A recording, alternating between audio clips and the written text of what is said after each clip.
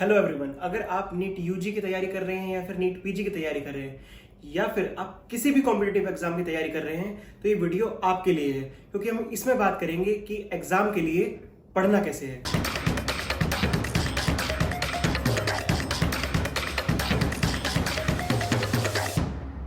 सबसे पहले ये देखना होता है कि एग्जाम में आएगा क्या। तो उसके लिए जो पुरातन टाइम से जो एक तरीका चला आ रहा है, इतिहास से प्रूवन तरीका है, वो हिस्ट्री प्रूवन तरीका है कि आपको ये देखना है कि 10 साल में क्या क्या क्वेश्चन आए हैं। ठीक है, वही सबसे इंपॉर्टेंट क्वेश्चन है, सबसे पहले उनकी तैयारी करनी है। ठीक है, जो सबसे रिसेंट आया है 5 साल में पहले उनको प्रिपेयर करो और उसके पिछले 5 साल में जो आए हैं फिर उसको प्रिपेयर करो। तो मोस्ट इंपॉर्टेंट से लीस्ट इंपॉर्टेंट की तरफ ऐसे प्रिपेयर करना है। और कारण बहुत सिंपल है कि जो इंपॉर्टेंट टॉपिक्स हैं वो आज भी इंपॉर्टेंट रहेंगे, वो 10 साल पहले भी वो इंपॉर्टेंट थे।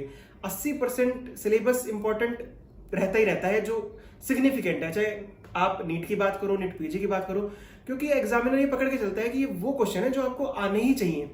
अब ऐसे वो कौन से क्वेश्चन हैं कि जो ऐसे हैं कि आने ही आने चाहिए, वो 10 साल में आपको मिल जाएंगे। तो सबसे पहले आपने ये जान लिया कि सिलेबस क्या है, उसका एक ओरिएंटेशन मिल गया आपको।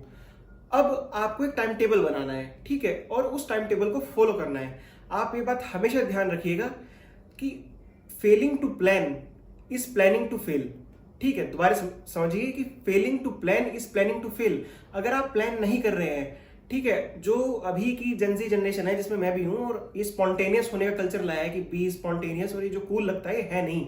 ठीक है, जितना अच्छे से प्लान करोगे उतने ज्यादा काम कर पाओगे, उतना एफिशिएंट रह पाओगे और उतना अलग आपके पास कुछ अलग करने का टाइम बचेगा। ठीक है, तो सबसे अच्छा है इसके लिए गूगल टास्क, उसको आप डाउनलोड कर सकते हो। उसमें आप दिन के 5 या 6 या 10 टॉपिक जो आप पढ़ोगे वो नोट डाउन कर लो और उसके बाद जो जो होता रहे उसको टिक करते रहो। तो एक सेटिस्फेक्शन की फीलिंग आती है, हाँ इतना काम हो गया।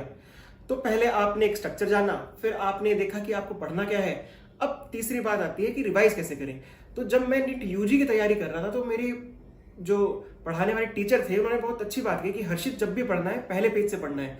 तुम भले ही 10वें चैप्टर पे चले गए हो लेकिन पढ़ना पहले पेज से है। शुरू में टाइम लगता है, बाद में मल्टीपल रिवीजन होते होते वो टाइम कम हो जाता है। तो इसको स्पेस रिपीटेशन कहते हैं।